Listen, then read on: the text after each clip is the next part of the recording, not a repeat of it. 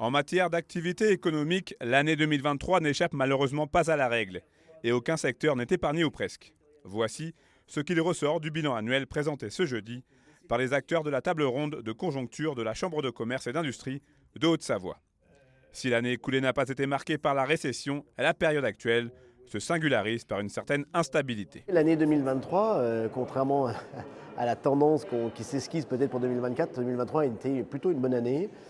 Malgré tout, avec en début d'année des mises en chantier de bâtiments assez importants. Voilà, une manque de visibilité, c'est ce qui ressort de la table ronde pour 2024. Donc c'est facile, 2023 on constate des chiffres. Et puis 2024, on ne sait pas trop ce qui va se passer. Illustration de ces difficultés actuelles et futures avec le secteur de la construction. Olivier Aubert, le président de la fédération BTP 74, l'a martelé ce jeudi.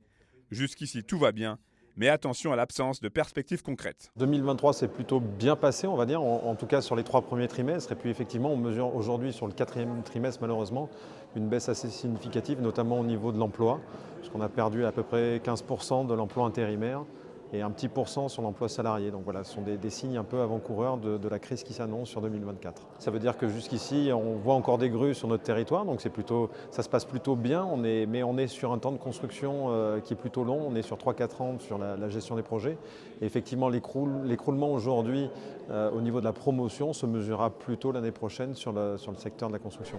Si le tourisme s'en sort plutôt bien, l'industrie, l'agriculture, le commerce ou encore l'artisanat doivent faire face également à un réel manque de visibilité. Et 4 ans après, la crise Covid a encore des impacts. On s'est aperçu qu'au sein d'un même secteur, il y avait des grandes variations.